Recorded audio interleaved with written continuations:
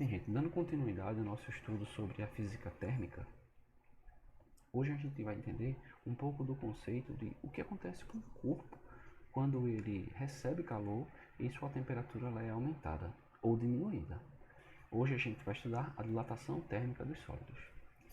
Bem, para a nossa aula de hoje, vamos tentar ter uma motivação para isso. Então, por exemplo, né? O que acontece com as dimensões dos trilhos de um trem quando eles estão submetidos a temperaturas elevadíssimas ou a temperaturas baixíssimas? Bem, quando as temperaturas elas são elevadíssimas, se não houver uma separação da ligação entre um trilho e outro, o que acontece é que esses trilhos eles vão aumentar o seu tamanho e vão se tocar. E ao fazer isso, eles vão se distorcer. Eles vão ficar dessa maneira esquisita, né? Amassada. E o que está acontecendo aqui, né? Quando o corpo ele tem sua temperatura elevada, lembre-se do conceito de temperatura, que significa nível de agitação das moléculas. As moléculas desse material, que no caso aqui é um metal, vão precisar vibrar. Vão precisar de espaço para essa vibração. Eu vou fazer com que o corpo se dilate. Suas dimensões vão ter que aumentar. E se não houver essa separação aqui, ocorre esse desastre, né? Eles vão se tocar de tal forma que não vai ter espaço para se dilatar, eles vão se distorcer. Eles vão ficar dessa forma esquisita aqui. Assim como o assentamento de um piso, né? Se não houver essa separação entre os pisos, quando ele for se dilatar, se não houver essa separação, eles vão se tocar e vão rachar. Como, por exemplo, é o que acontece na maioria das calçadas, né? Além das raízes das árvores quebrar, que ela precisa de espaço, né, para crescer, se não houver uma separação entre os pisos, eles vão rachar devido a efeitos térmicos. Assim como os postes, os fios dos postes. Se não houver um excesso de fio que deixe os fios um pouco mais soltos, por exemplo, numa região que é muito frio, os postes ao invés de aumentar, os fios ao invés de aumentar o seu tamanho, eles vão se comprimir. E se não houver separação, eles vão fazer com que os postes se entortem, que o seu tamanho vai diminuir. Eu posso pensar também no caso de uma cozinha, né? Eu quero abrir uma tampa de um recipiente metálico e aí, se a tampa for muito apertada e ela for metálica, o que eu posso fazer, né? Eu posso aumentar um pouco a temperatura dessa tampa. Ao fazer isso, as moléculas vão ficar agitadas, vão precisar de espaço e vão fazer com que a tampa abra facilmente, porque a tampa vai ficar maior do que o orifício do recipiente. Existe uma ponte no Rio de Janeiro chamada Ponte JK, que constantemente, em alguns períodos do ano, né, ela sofre uma dilatação de 3 a 4 centímetros. Agora, claro que isso é algo dimensionado pelos engenheiros, que não haja rachaduras na ponte devido a esses efeitos térmicos, mas isso ocorre com muita frequência, justamente nos períodos que o ambiente está bem frio ou ele está bem quente. Então vamos entender quantitativamente esse conceito de dilatação, né? Vamos entender a dilatação linear, que seria a dilatação de um objeto em linha reta. Se formos tentar relacionar essa maneira de dilatação, vamos pensar no seguinte: vamos pensar numa barra metálica que tem um certo tamanho inicial L0, que eu vou chamar dessa forma, tá? Lembre-se que em física esse zero significa inicial. E aí eu vou fornecer uma fonte de calor para ele. Por exemplo, eu vou pegar uma vela, acender essa vela e a chama da vela eu vou colocar em contato com essa barra metálica. Ao fazer isso, sua temperatura vai ser elevada e ela vai ter um pequeno acréscimo no seu tamanho. Então, duas coisas eu vou observar aí. Quanto mais calor eu fornecer, quanto mais elevada for a temperatura dessa barra, maior vai ser esse acréscimo de comprimento. E quanto maior for o tamanho dessa barra no início, maior também vai ser esse acréscimo de comprimento. Então, eu tenho que observar que essa dilatação ela é proporcional a duas coisas: a variação de temperatura e ao tamanho inicial. Tendo essa ideia de que a variação dessa barra linear ela depende de quanto a temperatura foi elevada e qual é o tamanho inicial dessa barra, eu tenho que a variação do tamanho dessa minha barra depende do tamanho que ela tinha no início, da variação de temperatura e de que material ela é feita, chamado de coeficiente de dilatação. Claro que esse valor você não precisa memorizar, tá? Esse valor é um valor tabelado que depende do material que você está falando, tudo bem? Então eu tenho materiais que têm um coeficiente muito grande, ou seja, eles se dilatam muito, e tem materiais que têm um coeficiente pequeno, ou seja, eles se dilatam pouco. Tudo bem? Então a porcelana dessa linha lista é o que tem o menor coeficiente, ou seja, o que sofre a menor dilatação, e por exemplo o chumbo é aquele que tem o maior coeficiente, ou seja, sofre em relação a esses materiais a maior dilatação. Então eu coloquei uma tirinha aqui para que a gente possa, dado um problema de alguma prova que vocês forem fazer, seja ela do Enem ou de qualquer outro tipo de concurso, para relacionar que tipo de ideia física essa tirinha está falando. Então ele diz assim, está conversando com a mãe dele, milagre, minha gravidade pessoal voltou ao normal. Aí ela fala assim, ótimo, agora a sua tarefa de física. Aí ele fala, mãe, será que eu vou sofrer os efeitos das leis da física? Ela falou assim para ele, bem despreocupado, né? Preocupe-se com sua tarefa. Aí ele ficou irritado. Geralmente quando a gente fica irritado, a nossa temperatura se eleva, né? A gente fica quente. E aí o que aconteceu? Ele fala assim, ó, que calor, estou dilatando. O que ele está relacionando aqui, né? Que conceito físico ele está relacionando aqui? Ele está dizendo que quando a temperatura do corpo dele se eleva, ele faz com que as moléculas do corpo dele vibrem mais. E essa vibração faz com que as moléculas precisem de uma organização espacial diferente. Isso faz com que o corpo se dilate, porque as moléculas vão precisar de mais espaço para poder vibrar. Vamos tentar fazer agora um exercício simples, né? Questão número 1. Uma barra apresenta a 0 graus Celsius, comprimento de 10 metros. Sendo feita de um material cujo coeficiente de dilatação linear médio vale 19 vezes 10 a menos 6 graus Celsius a menos 1. A barra é aquecida até 20 graus Celsius. Determine, primeiro, a dilatação ocorrida e, segundo, o comprimento final dessa barra. Bem, para achar a letra A, extremamente simples, eu vou precisar daquela fórmula inicial. A variação linear dessa barra depende do tamanho inicial, de que tipo de material ela é feito e da variação de temperatura. Vamos escrever por extenso os termos que a gente tem, ó. Tamanho inicial, coeficiente de dilatação e variação de temperatura. Vamos substituir esses termos aqui na fórmula. Olha como fica. Tamanho inicial, coeficiente e variação de temperatura. De 0 até 20 por 20. Multiplicando os termos, a gente vai encontrar isso. Se eu fizer 10 vezes 19 vezes 20, eu vou encontrar 3.800. Esse termo eu vou repetir. Olha, o que eu vou fazer aqui? Esse carinha aqui, eu vou andar 1, 2, 3 casinhas para cá e vou somar mais 3 aqui. Aí vai ficar dessa forma. 3,8 vezes 10 é menos 3. Menos 3? Lembre-se dos submúltiplos que estudamos na aula anterior. Isso quer dizer mili. 10 a menos 3 quer dizer mili, ou seja, 3,8 milímetros. Ok? Agora ele pergunta qual é o tamanho final dessa barra. Bem, para descobrir o tamanho final dessa barra, o que eu faço? Eu vou lembrar que a variação simplesmente é o final menos o início. Eu conheço o início e conheço a variação, já descobri aqui no início, só que eu vou escrever essa variação aqui por extenso, como número decimal. Vai ficar dessa forma. Ou seja, eu transformei essa minha variação em metros, né? Se eu for em termos mais claros, porque aqui eu tenho 10 metros, que é o tamanho do início. E aqui eu tenho 3,8 milímetros. Preciso transformar isso aqui em metros. O que eu faço? Eu divido isso aqui por 1000. Eu vou pegar o 10 e passar para o outro lado da equação, olha. Ele vai passar somando. E se eu fizer 10 mais esse número, eu encontro esse carinha aqui. Ou seja, antes eu tinha 10, ó. Agora eu vou ter um pouco mais do que 10. Um acréscimozinho de 3,8 milímetros. Ou seja, 10 metros mais 3,8 milímetros. Problema número 2. Esse problema é um problema um pouco mais elaborado, tá, gente?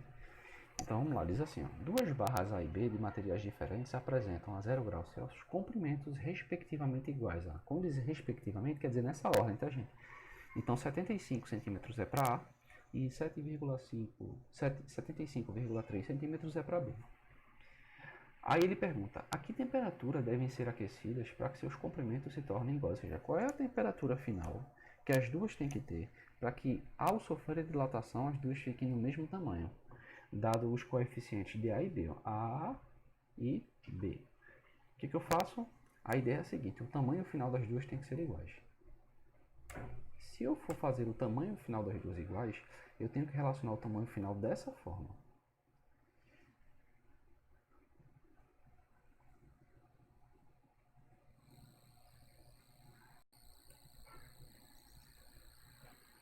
Certo? Dado a relação do tamanho final dessa forma, eu posso simplesmente fazer uma operação da distributividade da multiplicação, olha, multiplicou o tamanho inicial de A por 1 e o tamanho inicial de A por esse termo. Da mesma forma, posso fazer com B. Ao fazer isso, a equação vai ficar organizada dessa forma. O que eu faço agora? Eu vou passar esse termo B para cá, olha, subtraindo, e todo esse termo aqui de A eu vou passar para o outro lado subtraindo. Aí vai ficar dessa forma. Como esses dois termos aqui eles têm a variação da temperatura como termo comum, eu vou colocar em evidência. Aí vai ficar dessa forma. O que eu faço agora? Todo esse termo aqui, já que está multiplicando, eu vou passar para o outro lado da equação dividindo. Vai ficar dessa forma. E todos os termos que compõem essa estrutura aqui do lado direito eu conheço. Ó. Tamanho inicial de A e de B são conhecidos, ó, 75 e 75,3, assim como os coeficientes e o produto também são conhecidos. Ó. Então eu vou substituir os termos. O que eu vou fazer aqui? Eu vou realizar essa subtração, eu vou esquecer essa potência aqui, ó, esquece, faz de conta que ela não existe. Aí eu faço 75,3 vezes 2,4 menos 75 vezes 5,4. Aí vai ficar dessa forma. Aqui em cima dá negativo e aqui embaixo também dá negativo. Eu repito a potência. O que eu faço com ela agora? Essa potência sobe e eu troco o sinal desse expoente, passa a ser mais. E daí eu vou realizar essa divisão. Quando eu realizar essa divisão, ó, como eu tenho dois números negativos divididos, passam a ser positivos e o resultado fica como este. O que eu faço? 10 elevado a sexta positivo, eu vou contar 6 casas para a direita. Se eu fizer isso, eu tenho que a variação de temperatura, que essas duas barras têm que ser submetidas, tem que ser da ordem de 133,73 graus Celsius. Como a temperatura do início é zero, significa dizer que eu preciso chegar até 133,76, que vai ser a minha temperatura final também. Ok, gente? Vamos continuar. Então, agora para o caso de uma dilatação superficial. Como seria uma dilatação superficial? Olha, seria, por exemplo, um objeto, um pedaço de cerâmica, por exemplo. Um objeto quadrado, retangular, ou triangular, ou circular. Um objeto que tenha área. O que eu faço? Mesma ideia. Eu submeto um acréscimo de temperatura nesse material, as suas dimensões vão ser aumentadas. E daí eu posso determinar o seguinte, ó. O acréscimo de área depende da temperatura, mas o acréscimo de área também depende da área que eu tinha no início. Então eu posso relacionar da mesma forma que eu relacionei o caso linear. Olha. A variação da área tem que ser o produto da área do início vezes a temperatura, a variação dessa temperatura. E o termo que relaciona a proporcionalidade desses dois termos com a variação da área será o meu coeficiente de dilatação superficial, que novamente depende do tipo de material. Agora, se eu for relacionar esse termo com o caso anterior, eu observo que, como o caso superficial são duas dimensões, então eu digo que beta simplesmente é o dobro do caso linear. Olha, beta é 2 vezes o alfa, que é o coeficiente linear. Para o caso volumétrico, ou seja, para o caso em 3 dimensões, a ideia é exatamente a mesma. Dado um objeto em 3 dimensões, um objeto que tem volume, por exemplo, um cubo. Eu elevo a temperatura desse cubo, as suas dimensões vão ser aumentadas, aí eu digo que a variação desse volume depende de quanto de temperatura foi aumentado, ou a variação desse volume depende do volume que eu tenho nisso. Fazendo uma retificação aqui, é aumentado ou diminuído, tá? A temperatura pode aumentar ou diminuir. Isso aí vai fazer com que o corpo se dilate ou o corpo se contraia, tá, gente? E daí a relação é a mesma. Eu tenho a mesma ideia. A variação do volume é igual ao volume do início multiplicado pela variação de temperatura. E o termo que proporcionaliza tudo isso com a variação do volume simplesmente é o coeficiente de dilatação volumétrica. Como estamos lidando com um caso em 3 dimensões, olha, gama é o triplo do alfa, no qual o alfa é o coeficiente linear. A dedução dessas fórmulas são feitas usando duas ideias, tá, gente? Eu vou gravar um vídeo explicando como é feita a dedução dessas fórmulas. Nós usamos o triângulo de Pascal e o binômio de Newton. Mas eu não vou fazer isso nessa aula, tá? Nessa aula eu vou simplesmente dar as fórmulas. No próximo vídeo eu vou mostrar como deduzir as fórmulas de dilatação para o caso superficial e para o caso linear, para o caso volumétrico, dado a fórmula do linear, ok? Então vamos lá, resumindo as relações.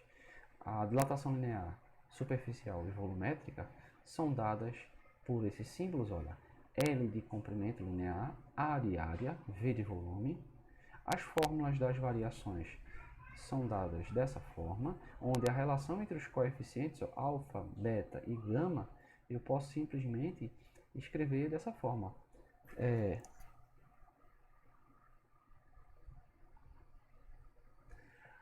Alfa, no qual beta é o dobro do alfa e gama é o triplo do alfa. Tudo bem? Então vamos lá, exercício. Eu vou fazer um exercício sobre área, depois um exercício sobre volume, tá certo, gente? Então, no caso agora de área, uma placa apresenta inicialmente 1 metro quadrado a 0 graus Celsius, ou seja, essa é a área que ela tem no início e essa é a temperatura que ela está no início. Ao ser aquecida até 50 graus Celsius, ou seja, quando a temperatura final chegar a 50 graus Celsius, sua área aumenta 0,8 centímetros quadrados. O que significa isso? Significa dizer que a variação da área, ou seja, o acréscimo de área, foi de 0,8 centímetros quadrados. Já posso observar que eu não posso trabalhar com essas unidades aqui, eu preciso escolher uma das unidades para trabalhar. Eu vou escolher a unidade de centímetros, tá, gente? E por comodidade eu vou transformar esse metro quadrado em centímetro quadrado. E a pergunta dele é: determine o coeficiente de dilatação superficial e o linear que constitui essa barra metálica, né? Esse metal. Solução, vamos lá. Eu sei que a fórmula da área é essa, então o que é que eu faço? Como eu quero determinar o coeficiente, eu vou colocar ele por extenso. Então eu vou passar a área do início e a variação de temperatura para o outro lado da equação, dividindo, já que aqui eles estão multiplicando. Aí vai ficar dessa forma. Como eu conheço todos esses termos, olha, eu conheço todos esses termos, eu conheço a variação da área, eu conheço a área do início, eu transformei a área do início em centímetros, ó, fiz essa transformação. O beta eu não conheço, mas a variação da temperatura eu conheço, eu vou substituir esses termos na fórmula. Vai ficar dessa forma. Observe-se que eu andei uma casa para a direita e escrevi esse 0,8 como notação científica. Aí ficou dessa forma. E esse termo aqui, olha, 10.000 eu também escrevi em notação científica. Ficou 1 vezes 10 a quarta. 50 eu escrevi de maneira comum, normal. Bem, se eu for resolver essa equação aqui, como é que eu vou resolver? Eu vou multiplicar esse 10 a quarta por esse 5 vezes 10 aqui, na verdade, vai ficar 10 a quinta, e eu vou subir. Quando eu fizer essa operação, eu vou trocar o sinal do expoente, vai ficar dessa forma. 8 dividido por 5 vai dar 1,6, e ao resolver a potência 10 a quinta, 10 a menos 1 dividido por 10 a quinta, eu vou encontrar 10 a menos 6. Esse é o beta. Mas aí eu vou voltar àquela relação. O beta é o dobro do alfa, beleza? O beta é o dobro do alfa. Se o beta é o dobro do alfa, isso aqui é escrito como o dobro do alfa, ou seja, o alfa é metade disso, é 0,8. Tudo bem? Agora vamos para o caso volumétrico. No caso volumétrico, vai ser assim: ó. Um bloco apresenta inicialmente 1 metro cúbico a 0 graus Celsius. Ao ser aquecido até 50 graus Celsius, o seu volume passa a ser igual a 1,08 metros cúbicos. Atente-se que aqui não é a variação. Atente-se que aqui é o volume que ele vai ter no final. Mas aí é fácil encontrar a variação. Olha. Se eu tinha 1 metro cúbico no início e 1,08 metros cúbicos no final, o que acontece? A minha variação é de 0,08 metros cúbicos. Ele quer saber qual é o coeficiente de dilatação superficial e qual é o coeficiente linear. Da mesma forma, fórmula do volumétrico. Como ele quer saber o coeficiente, eu coloco o coeficiente em evidência. Passo o volume do início e a variação de temperatura para o outro lado da equação, dividindo. E daí, olha, fica dessa forma. Eu não preciso transformar em unidade porque os dois estão na mesma unidade. Substituindo esses termos aqui nessa estrutura, vai ficar dessa forma. E realizando a divisão, nós temos o gama 1,6. 1,6 é o triplo do alfa. Então eu vou dividir esse número por 3, ó. Aí vai dar isso. Só que o beta é o dobro do alfa, multiplica esse número por 2. Encontro isso. Tudo bem, gente? Então, observações sobre a dilatação, né? Observações importantes. Quando você tem um objeto que tem uma cavidade, ou seja, um orifício, quando o objeto se dilata, a cavidade também se dilata. Não pense da maneira errônea que o orifício ele vai diminuir, né? Ele vai se comprimir. Pelo contrário, quando você tem um orifício e o objeto cresce, o orifício cresce junto com o objeto. Tudo se dilata. Tudo bem, gente?